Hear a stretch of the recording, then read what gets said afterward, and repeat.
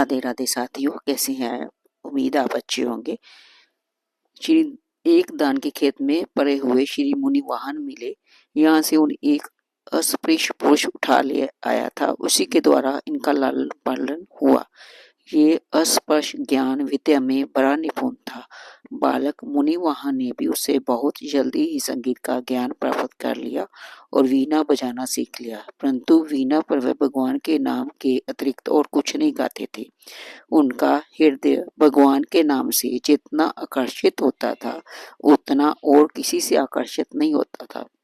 उन्होंने भगवान श्री रंगनाथ के दर्शन की बड़ी उत्कंठा हुई, परंतु नियमानुसार उनका मंदिर में प्रवेश नहीं हो सकता था।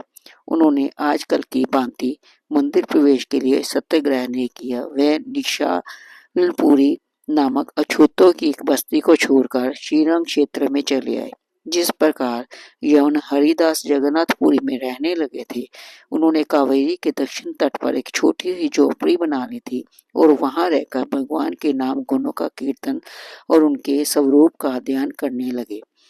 उत्सव के दिनों में जब भगवान श्रीनाथ की सवारी निकलती, तब वह दूर से ही उनके शिव विग्रह का दर्शन कर लिया करते थे।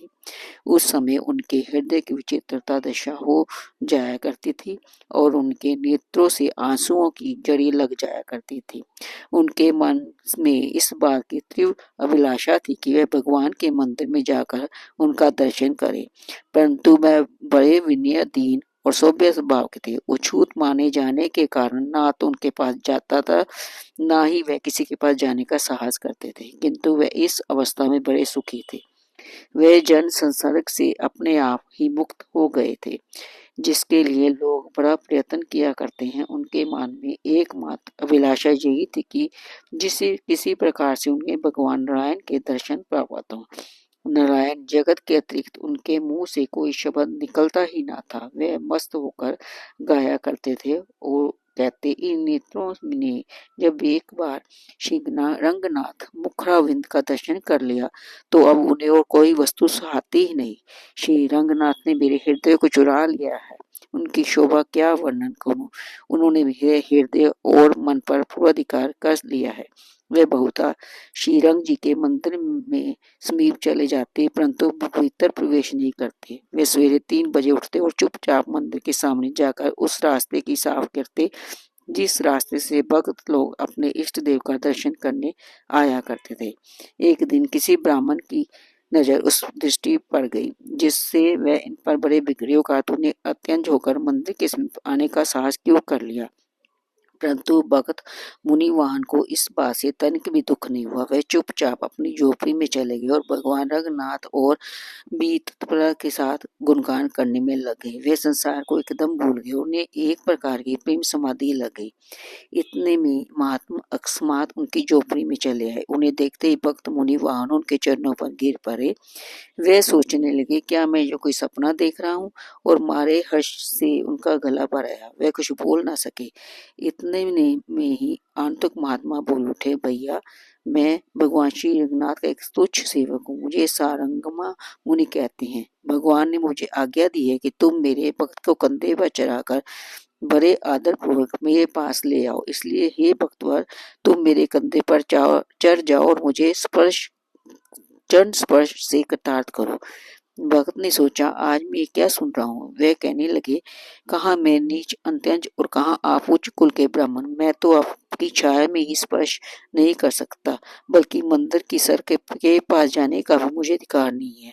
फिर मैं आपके कंधे पर सवार होकर श्री रघुनाथ के दर्शन करने जाऊंगा। इससे बढ़कर मेरे लिए पाप की कौन सी बात हो सकती है। प्रभु, आपकी क्या मर्जी है।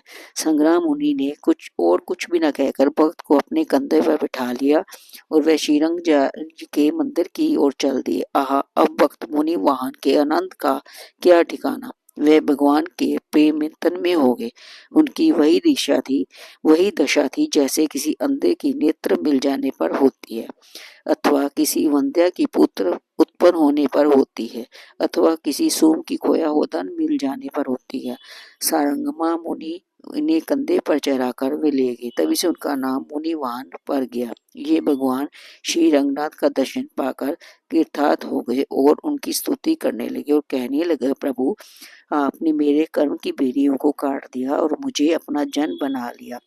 आज आपके दर्शन प्राप्त कर मेरा जन्म सफल हो गया। इस प्रकार बहुत देर तक आनंद में मगन होकर भगवान की स्तुति करते रहे। स्तुति करते करते उनका गला भर आया और उनकी वाणी रुक गई। उनका शरीर नक्षत्र की भांति चमकने लगा। लोगों ने देखा उनके मस्तक पर भगवान का चंद्र रखा हुआ है, चारों ओर दिव्य प्रकाश छाया हुआ है, बड़ा अद्भुत दृश्य था। मुनि वाहन सबके देखते देखते उस दिव्य प्रकाश में लीन हो गए। ये मुनि वाहन शिवस के अवतार माने जाते हैं। साथियों, ये प्रसंग आपको कैसे लगा? अगर अच्छा लगा हो तो मुझे कमेंट करके अवश्य बताइए और मेरे चैनल को सब्सक्राइब, लाइक और कमेंट जरूर कीजिए। आपका बहुत बहुत धन्यवाद और कोई भी त्रुटि रह गई हो तो मुझे क्षमा कीजिए। धन्यवाद।